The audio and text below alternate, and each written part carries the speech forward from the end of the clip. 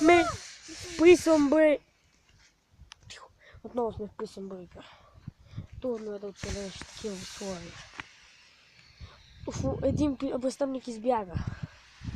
За жалост избяга. И затова сега подсилват оградите. Чувате ли шума? Той свърши шума. Трудно е да оцелееш.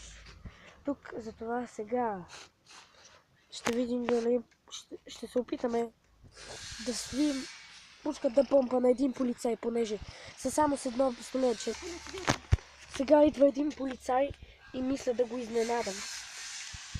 Ей, ти какво правиш? Зареждам се с оръжие. Вече имаме автоматичен пистолет.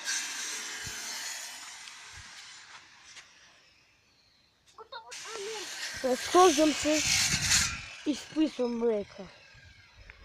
Мисля.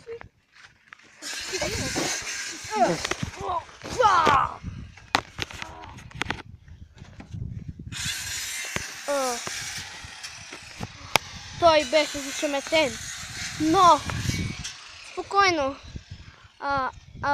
Той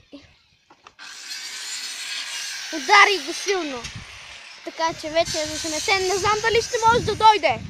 Затова сега ще се разходим извън един, за да видим за други.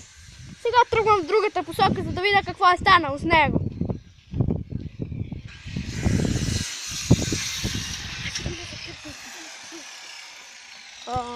Чувате ли? Това е оградата, която подновяваме. И с нея може да не мине никой. Няма да може да мине никой престъпник през нея. Не се знае, може и да успее. Така както и да е.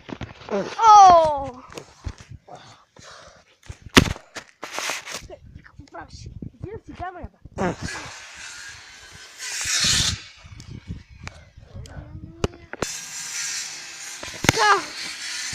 Отиваме да се разходим. Абе какво падаш?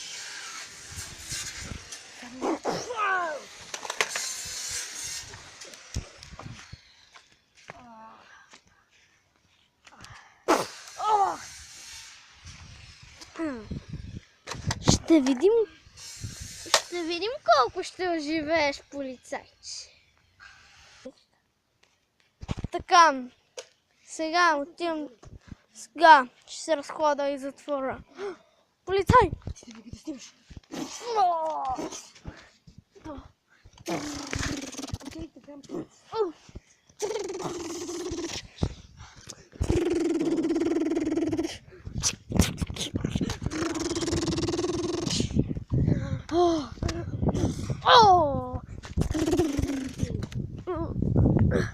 Успях да го зашемета. Така. Така, сега ще разходим извън дизъм. Олеле! Без оръжия! Без оръжия! Без оръжия в бандизъм. Ставай горе! Радвай се, че не снимаш. Айде. Радвай се, че не снимаш, защото тогава ще те убия. Олеле! Влизай, Матяй! Влизай през своя! Измъкни. Сега как да се измъкнем? От толкова време те чака. Сега, ама как да се измъкнем? Имаме един начин.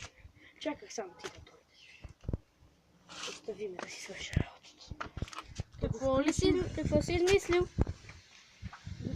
О, имаш тайно оръжие, разбрах. Включим към електронната система на затвора. Пускаме. Кой ви казва, че със сигурност се решава проблеми? Най-спучи. Не знам, провери. Сега трябва да внимателно го.